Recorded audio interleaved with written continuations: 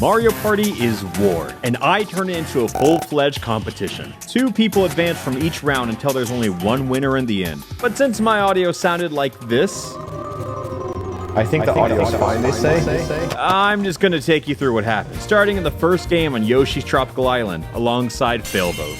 You know, since 2 people advance per round, we might have come to a little mutual understanding before the game started. As you'd expect, turn 1 was pretty tame. Basic rolls, a happening spot, and a minigame made for 2. This one is all about optimization, and I have a sad amount of time logged while grinding minigames. But it is worth noting that after we won, some random viewer out there thought this reminded them of the assassination of President John F. Kennedy, screenshotted it, and then farmed a viral tweet. Yeah, sure, I guess. With Sarah Moon on the right side, everyone else stayed on the left island to visit the item store. This map is super volatile with how the star flips from side to side, so being able to have at least a random chance of escaping is always a risk worth taking. And then this minigame happened. Look, I'm awful at it, but it's worth grinding out because you can leave an entire country's worth of wealth if you play it right. Boat got a custom die for essentially the same reasons why you get a warp block, and after that, I got a few coins from a hidden block and lost an unfortunate 50-50 because I could have sworn that beam went clockwise. Unfortunately for Sarah, she picked the wrong side back in turn 1 and lost her coins to Bowser right before putting the rest of us in a dangerous situation. Of course, Failboat could have used his custom die to guarantee the reverse flip, but took a risk and ultimately paid the price. Oh, and offered some community coins straight into my bank account. With Bowser ahead of me, I contemplated my next move and realized I had a 60% chance of a good outcome and a 10% shot at a great one. But since I didn't want to blow an early lead, I risked using my warp block only to make my odds 10% worse.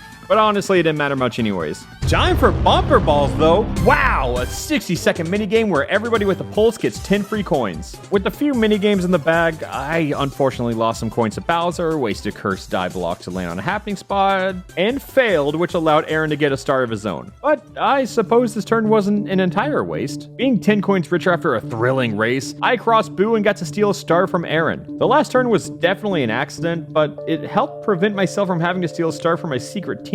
But would I have done it anyways? Yes, of course I would. Some might say it would be smart to avoid suspicion on the Alliance, but I simply would have done it because I enjoy winning. So I crossed Thwomp, got a custom die, and ended my turn, which left Aaron with a difficult choice to make. He had people begging him from both islands to flip the star and eventually made his decision, which upset the majority, but was probably the better play on his side. Definitely a pivotal moment though. One in-flight movie later and Sarah struck gold. Not with Bowser, but with Lady Luck, as she smiled upon Yoshi with a golden pipe. Despite being in dead last, this whole game suddenly got a whole lot closer. Fortunately for me, there's about a 90% chance I get a star, but unfortunately for me, I've been known to hit the impossible odds, even when it's not beneficial in the slightest. This was a pretty big blunder since I did have a custom die, but in trying to conserve it, I potentially threw the entire game. Little mistakes like that in Mario Party really ripple through multiple turns, I'm telling you. Especially since not flipping the star allowed Aaron to get another chance in the winner's circle, but hey, top 2 make it out after all. 20 coins later, and Sarah immediately popped the golden pipe, suddenly putting everyone on even ground. So my plan was to now move as far as possible. Well,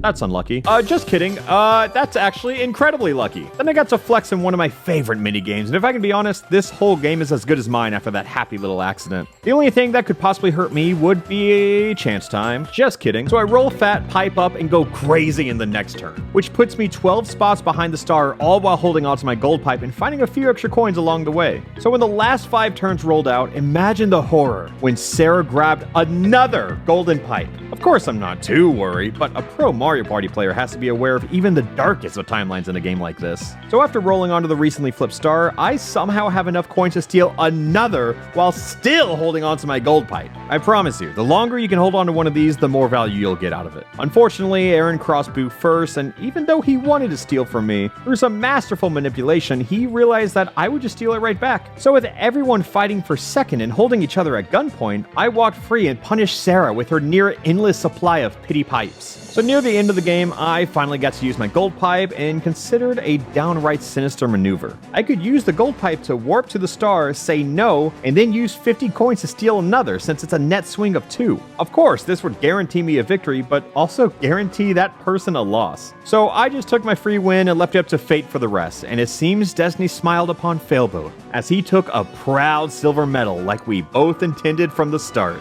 So with all the winners advancing from the first round, my next game brought me to Woody Woods alongside Adriana, Hackerling, and Captain Kidd. The first few turns on this map are always exclusively for positioning and farming items. Since these paths alternate every other turn, you want to give yourself the best chance possible to go towards the star, even if it requires a more scenic path than you'd like. But at the end of the day, the first star typically boils down to sheer luck, and as does the second one. Given some unfortunate pathing decisions, I was already pretty out of the early game. All I can really do now is win coins through minigames and hope that I can make it back to the main board as quickly as possible. Things definitely become a bit horrific when Hacker came across a chomp call. This is genuinely one of the strongest items in the game, especially on this board, since you can potentially negate your opponent from getting a star. So let's say, hypothetically, Waluigi was one space behind it. You simply tell him no. So after winning a double coin minigame by complete chance, I was one fat roll away from getting a star.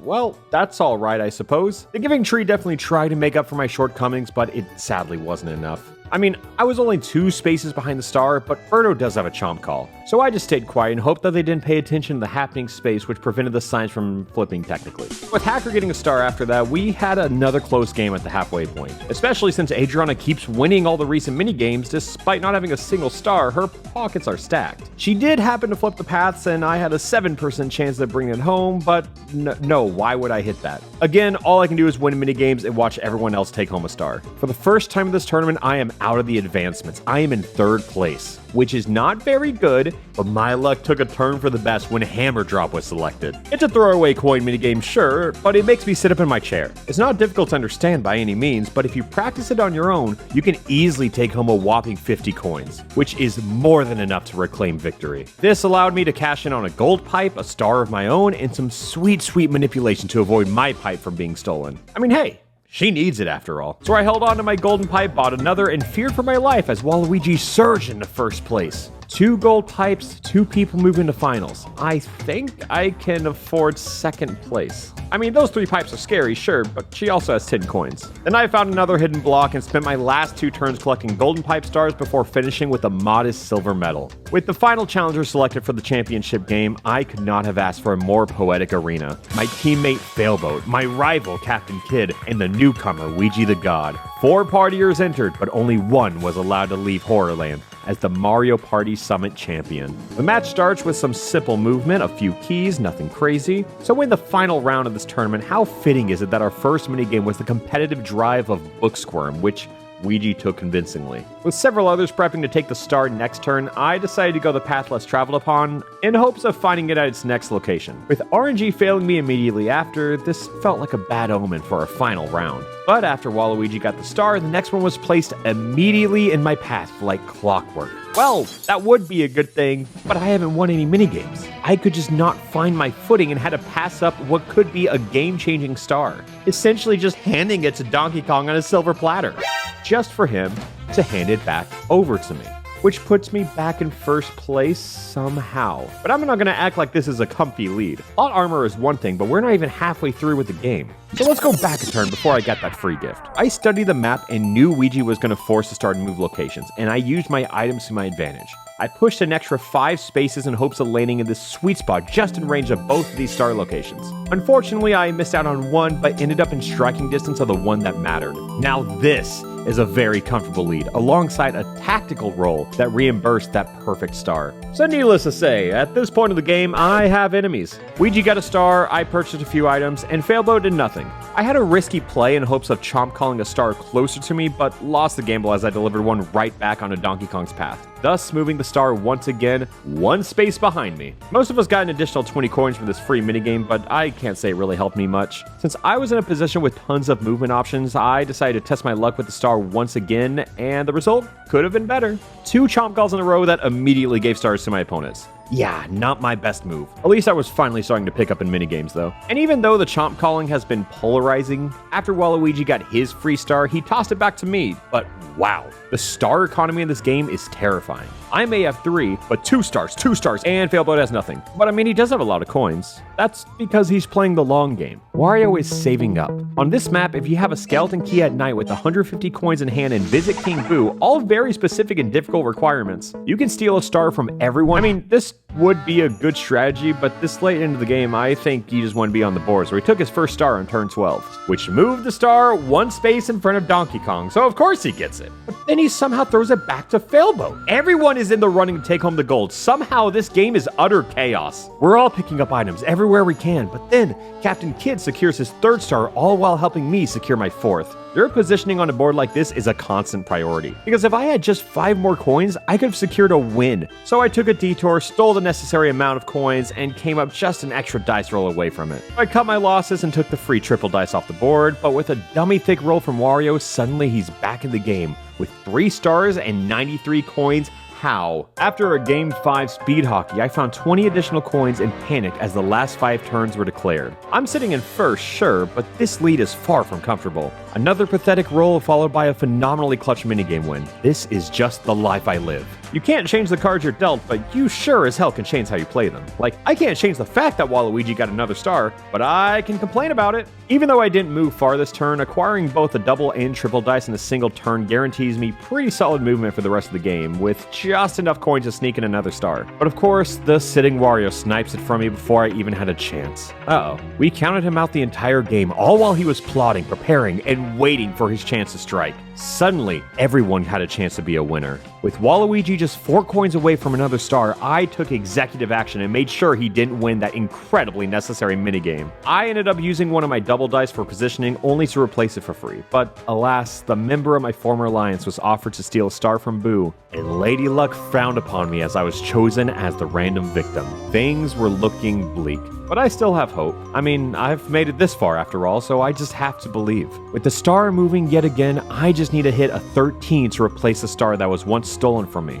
Consider it a form of insurance. After all, the bonus stars have yet to be awarded. I definitely still have a chance to find my way to the winner's circle, but the additional star in my path meant nothing, as I was broke, stuffed in by Womp, denied by Mr. I, rejected by Toadette, and then straight up embarrassed by Bowser. After stopping Wario from winning another minigame, Waluigi hit some insane dance moves, and I used my last item in hopes of it counting towards a much-needed bonus star. What I didn't account for was that I moved from one Bowser space to another, and on turn 20, I lost the entire game. My ivory tower was built up so high, and it all came crumbling down in the last few turns. At least Ouija stole a star from Failboat, who stole a star from me, who technically stole Ouija's star in the first place, so hey, actually, I think he deserves this one. Despite it all, I realized that there was one win condition left. If I could win both bonus stars, this game was mine. And just like that, I received the first one. Halfway there. Bowser star, distance star, minigame star, any of these would result in a win. But sadly, not everything is always meant to work out. Mario Party is a game of constant war. If you let your guards down, you deserve to regret it. I was one decision away at any point of this complicated game from taking it all. Hell, even just not using that double dice at the end would have saved the run. Well, time to host another tournament in hopes of winning the second one. Stream live at twitch.tv/Alpharad.